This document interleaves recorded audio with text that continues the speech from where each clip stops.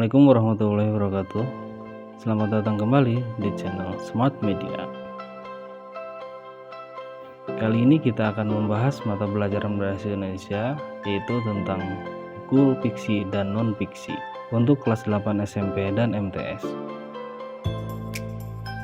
Pengertian buku fiksi dan non-fiksi sebagai berikut.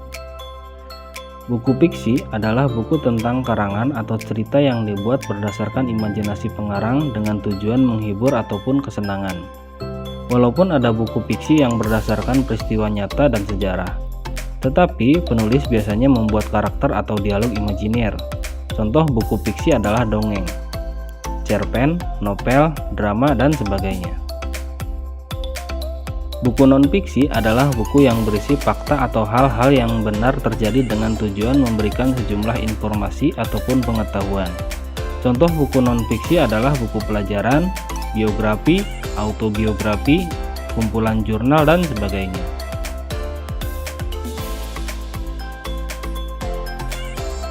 Selanjutnya indeks. Pengertian indeks sebagai berikut. Indeks adalah daftar kata atau istilah yang penting terdapat dalam buku cetakan. Indeks biasanya terdapat pada halaman akhir dan tersusun menurut abjad. Indeks berfungsi untuk memberikan informasi mengenai halaman tempat kata atau istilah dalam buku itu.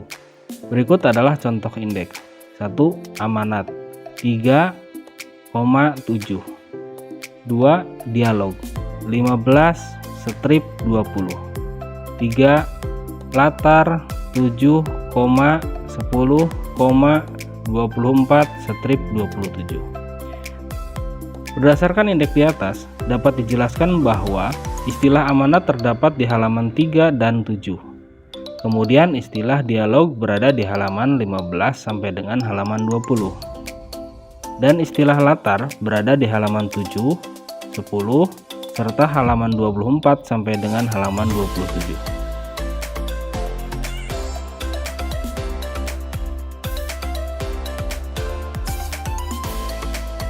Selanjutnya catatan isi buku.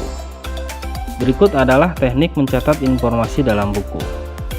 Yang pertama, tentukan kata atau istilah yang hendak dicari penjelasan atau penggunaannya. 2. Carilah halaman penggunaan kata atau istilah itu sesuai dengan yang tertera pada halaman indeks. 3. Pahami penggunaan kata atau istilah itu pada halaman yang dimaksud. 4. Catatlah bagian-bagian pentingnya dari penggunaan kata atau istilah itu. Selanjutnya kita akan menyajikan peta konsep. Yang pertama kita akan membahas peta konsep. Yang kedua teknik membaca.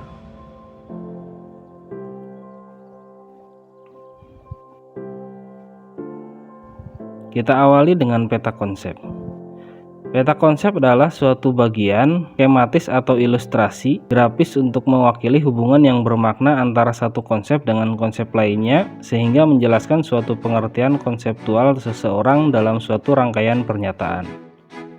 Dalam buku, isi setiap bab dapat diperjelas dengan peta konsep.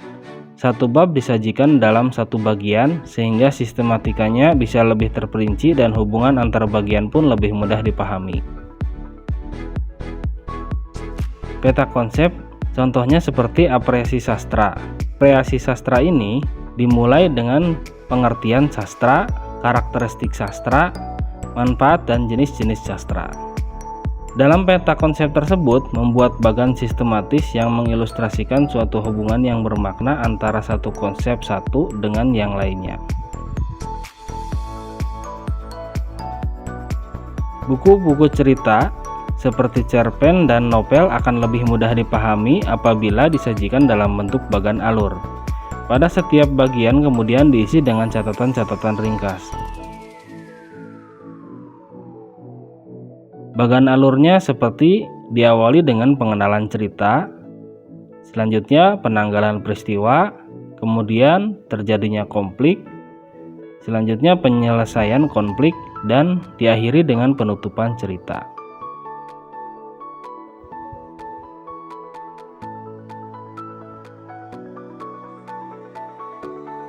Berikutnya teknik membaca.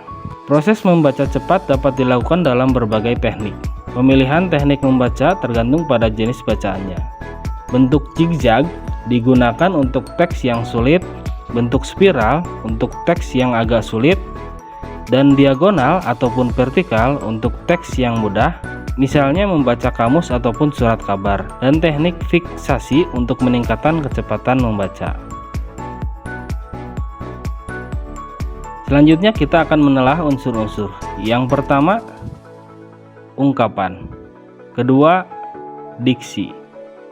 Ketiga, unsur-unsur buku fiksi.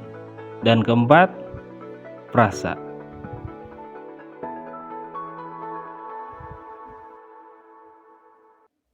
Ungkapan.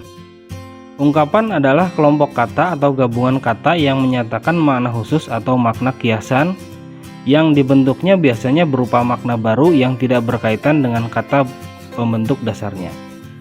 Contoh ungkapan: berat hati, itu kurang suka atau enggan melakukan sesuatu. Tidak sampai hati atau tidak tega melakukan sesuatu. Yang kedua, berat sebelah, memihak salah satu atau tidak adil.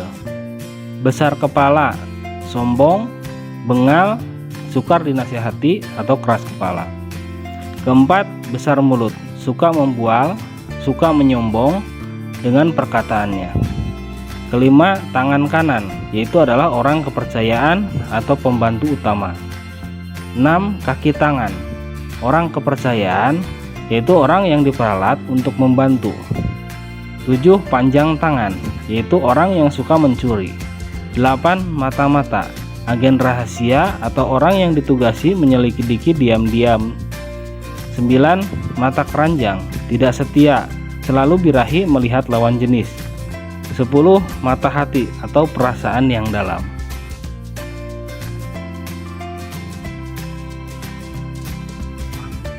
Berikutnya diksi. Diksi adalah pilihan kata yang tepat dan selaras dalam bentuk penggunaannya untuk menggunakan gagasan sehingga diperoleh efek tertentu seperti yang diharapkan. Contoh diksi. Yang pertama, pahlawan banyak yang mati di medan perang. Kedua, penjahat itu wafat di amuk massa. Sekilas kedua kalimat tersebut terdengar tidak ada masalah dan tidak ada kejanggalan ketika membaca maupun mendengarnya. Namun, secara konteks kalimat nomor 1 dan 2 kurang tepat pada penggunaan kata mati dan wafat. Walaupun kata mati dan wafat sama-sama bermakna telah tiada, namun ada rasa bahasa yang perlu diperhatikan. Sangat tidak etis kata mati ditunjukkan untuk pahlawan dan kata wafat untuk penjahat. Kata tersebut bisa diganti dengan pilihan kata yang lebih sesuai, seperti berikut. 1. Pahlawan banyak yang gugur di medan perang. 2. Penjahat itu tewas di amuk massa.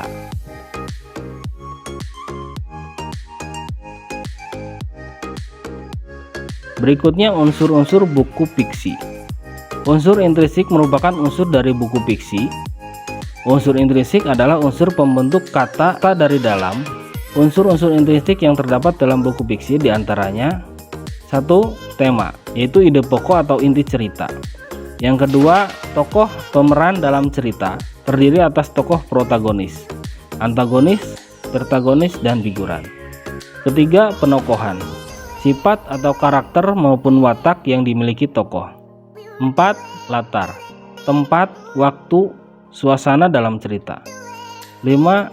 Alur, jalannya cerita bisa berupa alur maju, alur mundur, atau alur campuran. Yang keenam, sudut pandang. Gaya pengarang dalam bercerita bisa berupa sudut pandang orang pertama, seperti aku atau saya, dan sudut pandang orang ketiga, yaitu seperti nama tokoh. Yang ketujuh, amanat, yaitu berupa pesan yang disampaikan oleh pengarang, bisa berupa amanat tersurat dan amanat tersirat.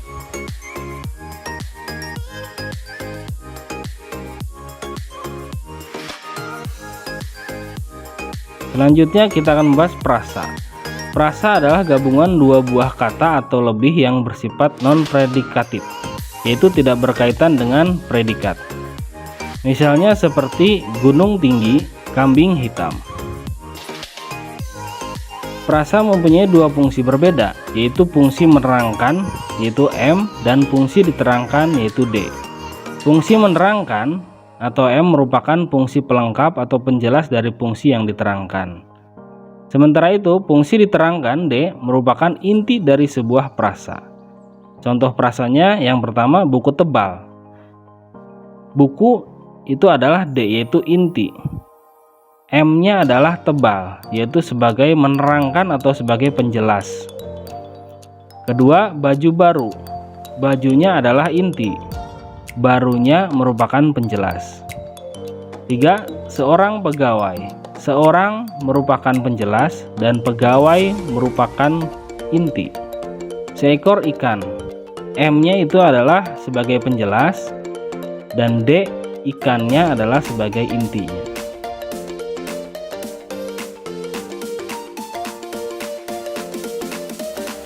Frasa adjektiva adalah gabungan dua buah kata atau lebih yang induknya adjektiva, yaitu atau kata sifat, dan modifikatornya adverbia atau kata yang memberikan keterangan pada verba adjektiva, nominal predikatif atau kalimat, misalnya sangat, lebih, dan tidak.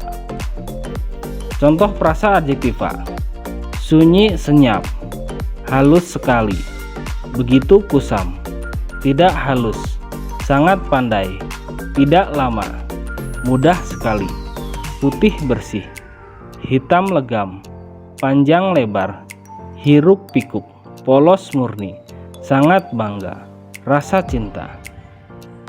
Dalam contoh frasa adjektiva, kalimat yang bertuliskan tebal itu merupakan kata sifat.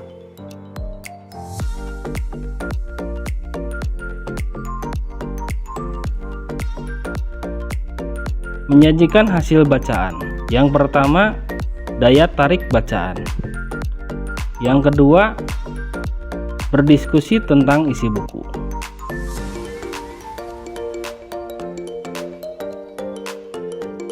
Daya tarik bacaan. Daya tarik buku non-fiksi dapat dijumpai pada kekuatan argumentasi penulis, orisinilitas gagasan, kelengkapan datanya, daya tarik bahasa, ataupun ilustrasinya. Berbeda halnya dengan buku fiksi, daya tariknya lebih mengarah kepada cerita yang disajikan. Untuk menemukan daya tarik sebuah bacaan, terutama yang berbentuk cerita, langkah-langkahnya adalah sebagai berikut. Yang kesatu, membaca buku itu secara keseluruhan. Dalam bentuk menemukan kesan umumnya, kamu dapat menggunakan teknik membaca cepat. Yang kedua, memahami makna tema, yaitu penokohan, alur, dan unsur-unsur lainnya apabila bacaan itu berupa fiksi. Memahami kelogisan dan kejelasan hubungan antar gagasan dan fakta apabila buku itu merupakan karya modifikasi. Yang ketiga, mencatat hal-hal menarik yang mungkin ada di dalamnya, baik itu berkaitan dengan isi, bahasa, maupun ilustrasinya.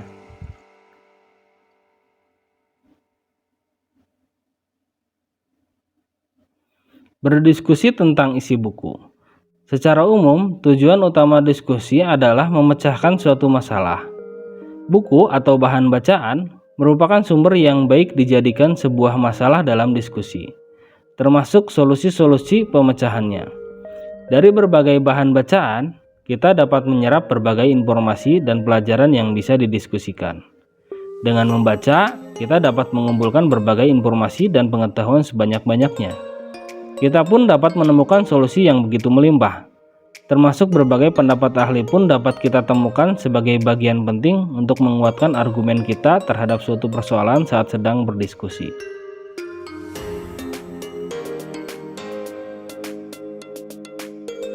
Menceritakan isi buku. Menceritakan isi buku tidak boleh sesuka hati, apalagi kalau sampai menjelek-jelekan, padahal isinya bagus. Misalnya, gara-gara buku itu menyindir kebiasaan kita atau isinya tidak sesuai dengan keyakinan kita selama ini.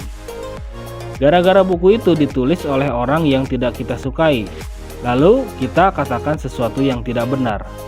Apapun isi buku itu, suka atau tidak, kita harus menceritakan isinya secara jujur.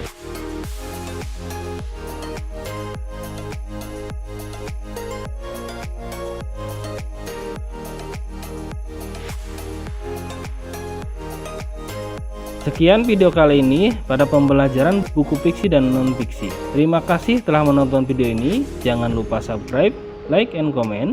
Tunggu video-video selanjutnya.